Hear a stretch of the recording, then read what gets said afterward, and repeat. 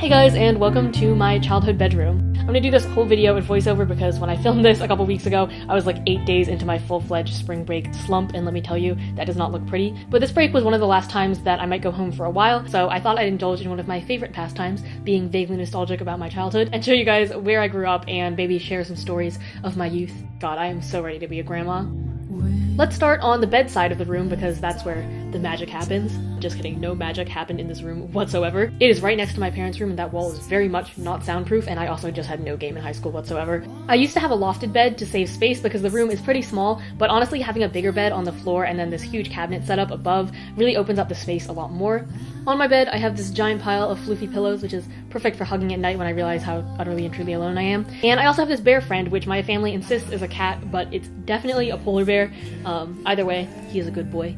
Fun fact is that I actually spent all of my birthday money and allowance as a kid on stuffed animals. If I had invested that money properly, I'd probably have like $3,000 right now, but instead I just have 3 bins of Build-A-Bears hidden away in the basement. So, good job, me as a child.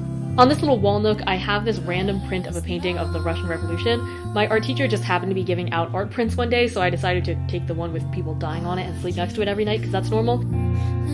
Next to that, I have some corkboards, which also function as minimalist propaganda for the B-movie, the greatest film of all time. Then we have these cabinets, which pretty much hold everything I own. They're from IKEA, because IKEA was like my religion as a kid. That and Pokemon Diamond on Nintendo DS.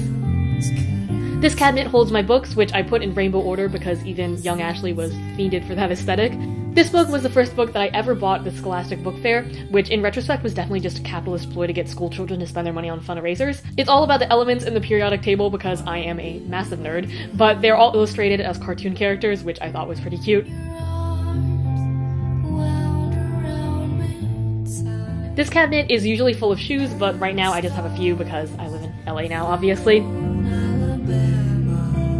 The other cabinets are kind of boring, so let's just look at these canvases instead, which I honestly just stored up there because I didn't have anywhere else to put them, but I think it gives the room a nice kind of artsy, lofty studio vibe.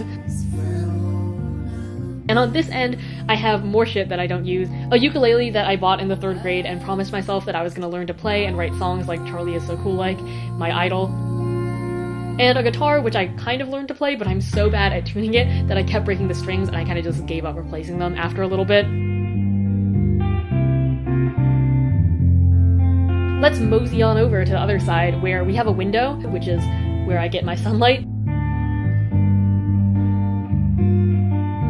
And then this big desk, which is also from our Lord and Savior, IKEA. In the corner, I have some knickknacks, the perfume I wore to junior prom, which I weirdly still remember.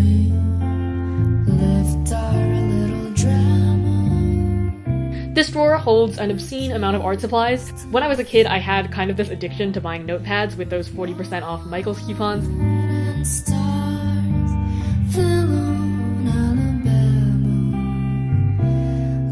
Here is my first ever computer. I played a lot of Neopets on this baby.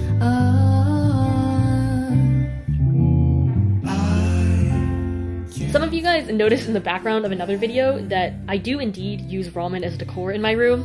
It's actually the ramen that I bought on my first ever grocery run when I moved to Los Angeles. I never ended up cooking it, so I thought I'd keep it and frame it beside my Oscars one day, or more likely just save it for when I'm unemployed and starving after I graduate college. Up here, I have this vastly underutilized cable for hanging up photos. I just put up some random shit like this origami butterfly that's been chilling here since 3rd grade.